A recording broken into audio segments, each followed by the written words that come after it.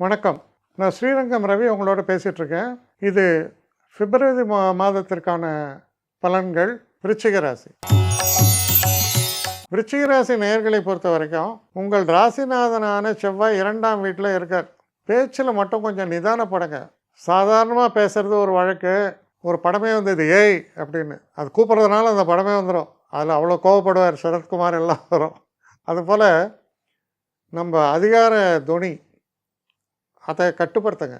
ஏன்னா 2ல் செவ்வாய் இருக்கார். ஆனால் 6ஆம் தேதி வரைக்கும் தான் இருக்கார். அதுக்கப்புறம் அவர் 3ஆம் வீட்டுக்கு போயிடுறார். இந்த காலகட்டம் எப்படி இருக்குது அப்படின்னு பார்த்தீங்கன்னா, உங்கள் செயல்பாடுகளில் ஒரு பர்ஃபெக்ஷன், குறையே கண்டுபிடிக்க முடியாத ஒரு செயல்பாடுகள். இதை நீங்கள் பிளான் பண்ணிங்களா இல்லை இயற்கையாக பண்ணுறீங்களா, உங்களுக்கே அதுக்கு பதில் தெரியாது. அவ்வளவு கச்சிதமாகவும் சிறப்பாகவும் காரிய சாதனை உடையதாகவும் இருக்கக்கூடிய செயல்பாடுகளாக இது அமைகிறது.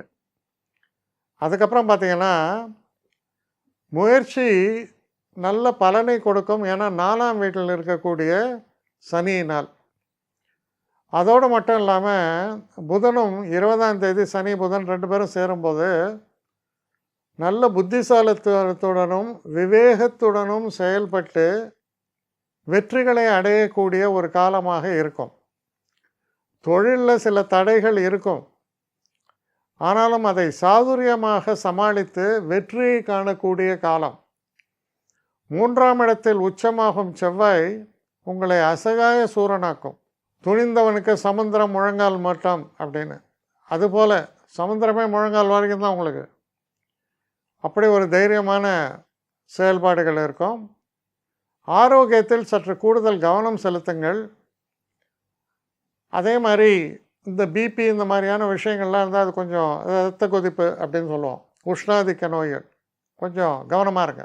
பல விதங்களிலும் முன்னேற்றத்தை பற்றிய சிந்தனை, அதுக்கான ஒரு செயல்பாடுகள், அது சரியான முறையில் அதை செயல்படுத்தி வெற்றியை காணக்கூடிய ஒரு சிறப்பான காலமாக இது அமைகிறது.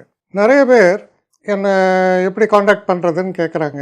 ஸ்ரீரங்கம் ரவி 1ன்னா ONE போடக்கூடாது. ஸ்ரீரங்கம் ரவி 1ஆம் number. So Srirangam Ravi 1@gmail.com.